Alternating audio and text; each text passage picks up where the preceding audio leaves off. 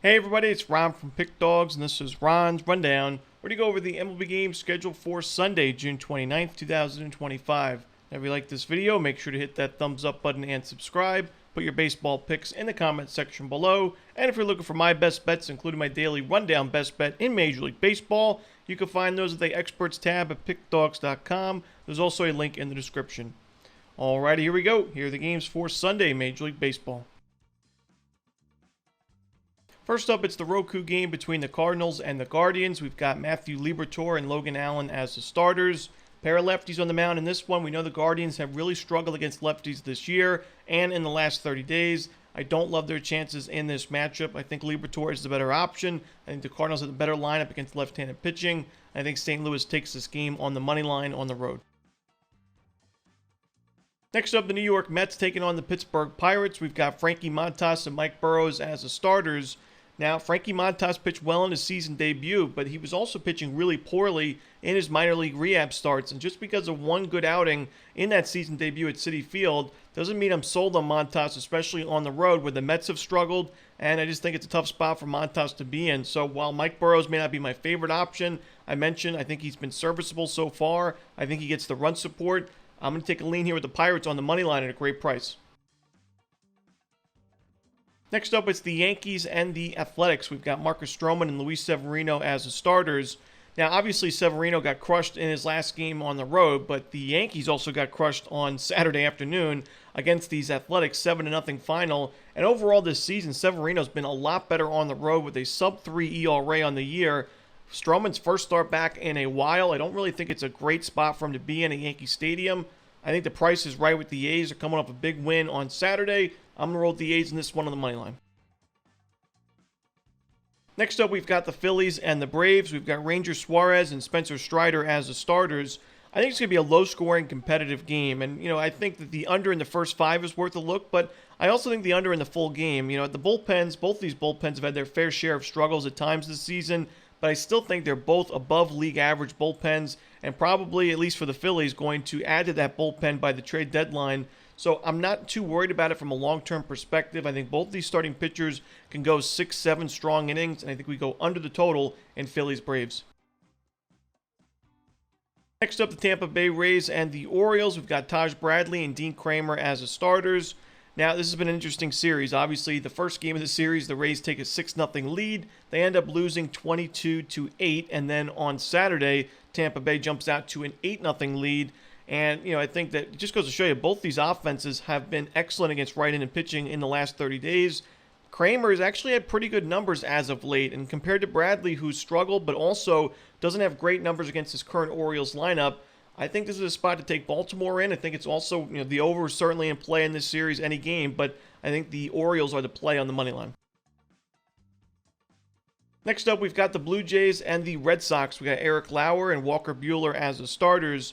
Now, I know the Blue Jays struggled on Saturday, but I still think that they're the play in this matchup against Buehler, who has really struggled as of late. And he even got a lot of run support in his last game against the Angels. Right off the bat, the Red Sox scored, I believe, 3 runs in the first inning for him. He gave up 5 runs immediately, and it ended up being a 9-5 Angels win. The Red Sox have now lost 4 of his last 5 games. He's given up 5+ runs in 4 of his last 5 games. A lot of home runs, a lot of walks. 7 walks his last game, 11 of them combined in the last 2 games. I got to roll the Blue Jays in this one on the money line. Next up, it's the Padres and the Reds. We've got Stephen Kolek and Nick Lodolo as the starters. Now, the Padres in the last month, similar to the Cleveland Guardians, not great numbers against left-handed pitching. I think Lodolo, who's been a little bit inconsistent at times, can still put together, 5-6 strong innings in this one. I think the Reds have shown in the last month they've hit right-handed pitching very well. They've been competitive. I think they can get to Kolek for a few runs. I think Lodolo has a quality start, and the Reds win this game on the money line. So give me Cincinnati at home. Next up, the Chicago Cubs taking on the Houston Astros. We've got Jameson Taillon and Framber Valdez as the starters. Now, overall this season, the Cubs have had some of the best numbers offensively against both righties and lefties, but in the last month in particular, they have struggled against left-handed pitching, and Framber Valdez, there's not too many better lefties out there in the American League. He's in great form. I think he has a pretty good matchup here against Chicago. Just to be specific, the Cubs are 25th in Major League Baseball against lefties in team OPS in the last month with a very low walk rate and a high strikeout rate of 24.5%. So Valdez, good matchup for him. I think the Astros have shown to be a lot more, a lot stronger offensively at home, and just a great record in general at Daikin Park this year. Taillon, I think, is in trouble in this game. I think the Astros walk away with the win and potentially the run line cover. Next up, the Rockies and the Brewers. German Marquez and Chad Patrick are the starters. I'm going to lean towards the under in this game. Marquez gave up 6 runs in his last start, but all 6 of those were unearned runs. Overall, in his last 5 games, Marquez has given up 3 earned runs or fewer in 4 of those 5. His strikeout numbers have been there. I think as long as he can give up 3 runs or fewer, even maybe 4 runs or fewer in this start through about 5-6 innings, it should be enough to keep this game under the total, because I don't think the Rockies offense does too much against Patrick and this Brewers bullpen. So in a game where we're pretty much priced out of taking Milwaukee at minus 250 right now on the money line, I'd rather just take the under for a Rockies team. It's been so bad offensively on the road. Next up, we've got the Giants and the White Sox. We've got Justin Verlander for San Francisco. No official starter right now for Chicago. It's not fun betting the White Sox, and this is not my favorite game on the board right now, but especially with the lack of information for the White Sox pitcher. But I think fading Verlander is the play right now. I mean, the Giants have lost 3 of his last 4 games. He's 0-5 this season with the mid-4s ERA and ERA above 4, both on the road and at Oracle Park. He's just been one of the least profitable pitchers in baseball. Just 2 wins for Verlander in his last 9 starts. They're 2-7 in those games. So for me, even against the White Sox, one of the weakest lineups in baseball, we saw Verlander pitch and lose to the Marlins, the Guardians, the Rockies, some really bad lineups, the Rangers. I think this is going to be another loss for San Francisco with Verlander on the bump. Next up, the Seattle Mariners and the Texas Rangers. We've got Luis Castillo and Jack Leiter as the starters. Now, Luis Castillo, his last game, giving up 5 runs. The Mariners had a 5-0 lead for him. He blew that lead. Still ended up being a Mariners win in a late game, 6-5 final. But I'm not really impressed with Castillo as of late. He's been giving up a ton of sharp contact. 8 home runs in his last 4 games combined. He's just not going to get it done. Inconsistent strikeout numbers. I think the Rangers, we've known this team has been miserable offensively for the most part this year, and Globe Life Field in particular has been one of the lower scoring stadiums and the most unders this year in Major League Baseball. But I think that when you look at that game, in the first game of the series between these two, the Rangers started to put together some good at-bats towards the end of that game. They made it competitive. They lost in extra innings, but I was a little bit impressed in that game from the Rangers' standpoint offensively, and they've got decent numbers against Castillo. The current Rangers lineup does. The strikeout rate's a little bit steep, but the expected slugging percentage of .436. I think we see a couple of home runs from the Rangers in this game. I think Leiter's going to be good enough, even though he has struggled against his current lineup before. In a higher scoring game that we're used to seeing in Globe Life, I think we see the Rangers pick up the W. Next up, we've got the Washington Nationals taking on the Los Angeles Angels. We got Mitchell Parker and Jack Kohanowitz as the starters.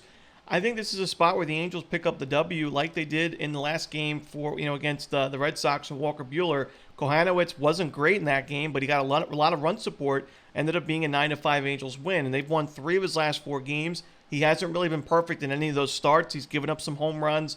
His strikeout numbers have been all over the place. His control's not been the best, but he's got a good offense behind him, and he's facing a pitcher in Mitchell Parker that we haven't really loved to back on the road. He's had his struggles on the road in his career. I think the Angels can get to Parker for a few runs early. Kohanowitz, as long as he doesn't get crushed in this game, should have enough to win it. So give me the over and the Angels on the money line. Next up, we've got the Marlins and the Diamondbacks. We've got Cal Quantrill and Eduardo Rodriguez as the starters.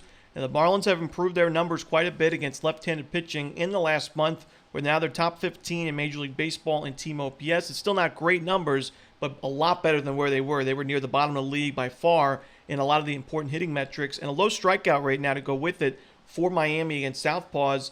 This has been a very competitive West Coast trip for the Marlins, and Cal Quantrill has been solid. He's been serviceable. He's been able to give the Marlins some decent chances to pick up some W's like he did in his last game against the Giants, where the Marlins were just a sizable underdog in that game. I think they were plus 165 on the money line at one point. He was excellent, and the Marlins were able to grab the win. This is a tough Diamondbacks lineup. It's a tough place to pitch at Chase Field, but Eduardo Rodriguez has not been good enough to be this big of a favorite, especially with how well the Fish have played recently. Give me Miami on the money line, maybe plus the 1.5 runs as well in this one. And the final game for Sunday's card in Major League Baseball, it's the Twins and the Tigers. Chris Paddack and Tarik Skubal are the projected starters. Now, Chris Paddack has struggled mightily recently, 16 earned runs given up his last 3 games combined. The Twins lineup, though, has put together some good numbers against left-handed pitching in the last month. And even on Saturday, where it was a bad loss, 10-5 final, still 5 runs of offense, Buxton another home run. This Twins offense has been strong in the month of June, or at least the last couple of weeks. So I think we see a higher scoring game here. I think we go over the total in Twins-Tigers. And that's it. Those are the games for Sunday in baseball. Hope you enjoyed this video. Again, if you're looking for my best bets, you can find those at Pick Dawgz Premium, and there is a link in the description. As always, this is Romanelli. Good luck.